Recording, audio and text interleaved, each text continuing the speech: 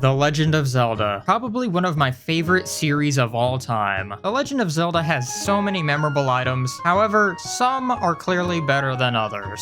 In this video, we're going to be going over all of the best Legend of Zelda items in Zelda history. With that being said, let's get right into it. So first up on the list, we're going to be going over the Biggoron sword. Now, this weapon first appeared in Ocarina of Time, and the Biggoron sword is a far sturdier version of the Giant's Knife. It can be obtained by completing the trading quest. The blade is much longer than the Master Sword and deals twice as much damage. Its handle also changes from yellow to blue. However, it must be wielded with two hands due to its large size, meaning that Link cannot defend with a shield while equipped, similar to the Megaton hammer. And if the shield button is pressed, he attempts to protect himself with the blade. And despite being the strongest weapon, the Biggoron sword is incapable of defeating Ganon, so I guess you could say that this isn't the most powerful item in the game. However, I'd say for like 99% of Ocarina of Time, you're much better off using the Biggoron sword, and that's why it gets its place on this list. Now, if you're an OG Zelda fan, you're going to know this next choice very, very well. Next up on the list, we have the Pegasus Boots, also known as the Pegasus Shoes. These are a reoccurring item in the Legend of Zelda series, and they allow Link to sprint at high speeds. The increased speed allows Link to use dash attacks and bash into various objects like trees in order to knock out their contents. And while this item may seem very simple at a first glance, if you've ever played A Link to the Past or any top-down 2D Zelda game before, you'll know exactly how game-changing this item actually was. And for that, the Pegasus Boots definitely deserve their spot on the list. And next up on the list, we're gonna go over the Great Fairy's Sword. Now, this is a powerful reoccurring item and unique sword in the Legend of Zelda series that first showed up in Majora's Mask. And in Majora's Mask, Link can obtain the Great Fairy's Sword by collecting all 15 stray fairies in the Stone Tower Temple and returning them to the Fairy's Fountain in Ikana Canyon. Doing so will return the Great Fairy of Kindness back to normal, who will thank Link and give him the sword as a reward for his help. Unlike the other swords in Majora's Mask, the Kokiri Sword, Razor Sword, Gilded Sword, the Great Fairy Sword is actually equipped to the C buttons as an item rather than the standard B button, which is an unusual feature among the Legend of Zelda series for this type of weapon. And much like the Biggoron sword that we talked about before, it cannot be used with a shield. And if the shield button is pressed, the young hero of time will crouch.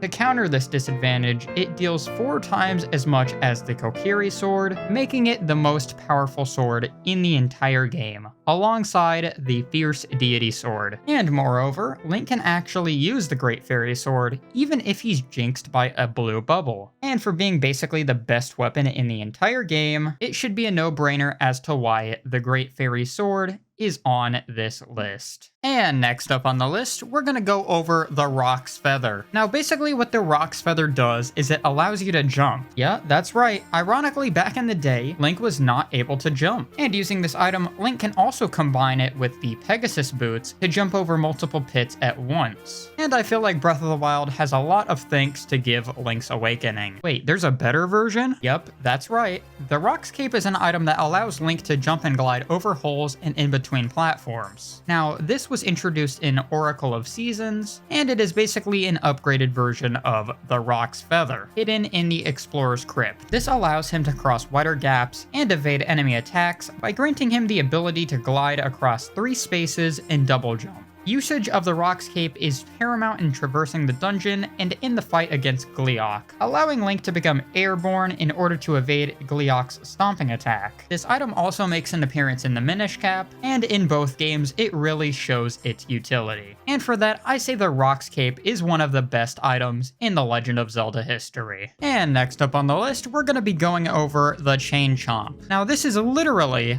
a Chain Chomp. Hopefully, I do not have to tell you what a Chain Chomp is. Now, the Chain Chomp makes his first appearance in Link's Awakening. However, if you didn't already know, Chain Chomp is actually from the Super Mario Bros. Series. This game is quite literally a crossover fever dream, and I love it. The Chain Chomp is probably my favorite part of this entire game, as well as seeing the other Mario enemies show up in this game, including Wart from Super Mario Bros. 2 for some reason. I think part of what makes Link's Awakening such a special game to me is in fact fact, the Super Mario Bros. Crossovers, and the best crossover of them all is the Chain Chomp. And while your time with the Chain Chomp is brief, it is among one of the most memorable Zelda experiences of all time. And if you're liking the video so far, feel free to hit that subscribe button. I know a lot of people say that, but we're on the road to 5,000 subs, and if you want to see more content like this, showing your support would be very much appreciated. Alright, back to the video. And next up on the list, we're going to be talking about the Swift Sail. Now, one of the most major criticisms of the original Wind Waker game was the fact that sailing felt extremely slow, and according to AG Aonuma, the boat could not go any faster in the original GameCube version due to the fact that the world could not load quickly enough, but the Wii U's advanced power made it possible. And this one item in particular is the main reason I would recommend that you never play the original version on GameCube, because I think the Swift Sail makes this game so much better. And in a game primarily where you're going to sail from area to area, the Swift Sail saves you a lot of time and energy, and for that it deserves a place on this list. Alright, so I've looked through all of the items from The Legend of Zelda The Minish Cap, and I've come to the opinion that the items in the Minish Cap are pretty much mostly returning from older Zelda games. However, there's one item that really stands out to me in the Minish Cap, and that is the Gust Jar. Now,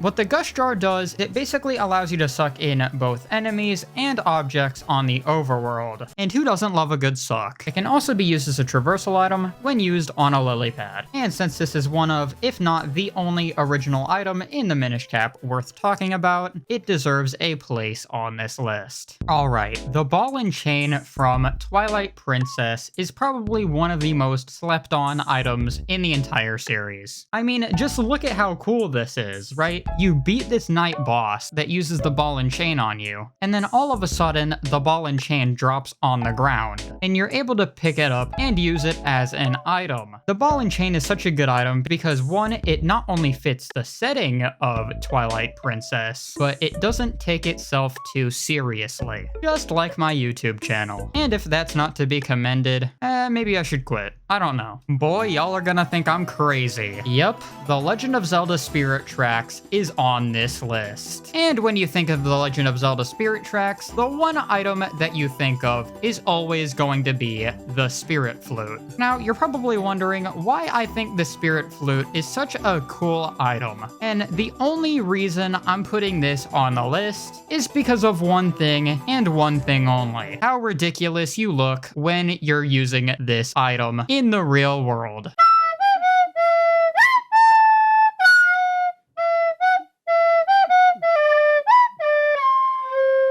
But to be fair, it does look a bit more ridiculous when they're actually taking it seriously. I remember seeing kids play Spirit Tracks on their Nintendo DSi back when I was in after school, and seeing people play games like this to this very day is something I have a fond memory of. Because Jesus, it is hilarious. So one of my favorite items in the Legend of Zelda series is definitely the hook shot. However, I feel like they introduced something even better when it came to Twilight Princess, and that is the claw shot. Now, what's really good about the claw shot is not only do you unlock one claw shot, which does about the exact same thing as the hook shot, but you can also unlock another hook shot, which lets you dual wield both claw shots at once. And the double claw shot is so unique when it comes to Zelda items. It's basically like Link becoming Spider-Man, and for that I say the claw shots are really badass. I know the claw shot first shows up in Twilight Princess, however, the earlier availability of the claw shots in Skyward Sword provide them more time and room for use in comparison to Twilight Princess. So if I had to make a choice between both games, I would choose the variation from Skyward Sword. Now, if you've played A Link Between Worlds, you knew exactly what item I was going to have to choose when it comes to this game, and that is Ravio's Bracelet. Now, when you first get Ravio's Bracelet, you have no idea what this thing actually does, but when you get midway through the first dungeon, you'll find out that this item is one of the most game-changing items in the Legend of Zelda history. I just love how when using this item, Link pretty much becomes his own version version of Flat Stanley or Paper Mario. And to me, this item is really what helps A Link Between Worlds stand out within the vast sea of Zelda games for me. I think they pretty much nailed this mechanic, and I would love to see it return in another Zelda game. Bet you didn't think I was going to talk about this one on the channel again. Yep, indeed. I put Triforce Heroes on this list. Not only is Triforce Heroes one of the most underrated Zelda games ever made, but Triforce Heroes has one of the best mechanics I've seen in the entire series. Yes, we're going to be talking about the costumes, the bread and butter of Triforce Heroes. Now, what makes the costumes in this game really special is not only the fact that every single costume makes you really drippy, but each of them give you your own special attribute. And this came out years before Breath of the Wild, and this game took the idea of different outfits in a way that Breath of the Wild never could. Like the legendary dress that increases the drop rate of hearts in the wild, or the lucky loungewear, which occasionally allow you to dodge attacks from enemies, or the big bomb outfit that turns normal bombs into big bombs. I just think that the outfits in this game are really special, and they're probably one of the most ridiculous things I have ever seen. Also, shoutouts to the cheer outfit. It increases the enemy gauge of your teammates by 50%, and it's probably one of the most interesting things I've ever seen. That is for goddamn sure. But shoutouts to Triforce Heroes. Alright, let's be honest. The ancient arrows from Breath of the Wild are probably one of the most broken things in existence. I mean, imagine being able to one-shot literally every enemy on the overworld, except for the boss fights. In fact, this item was intended to be busted, and you need so many materials to even be able to craft these. So yeah, it is broken, but it's more balanced than you would assume looking at this footage. Number one rule of game design: if there's a busted item, make it really, really, really, really rare. What in the hell were they thinking?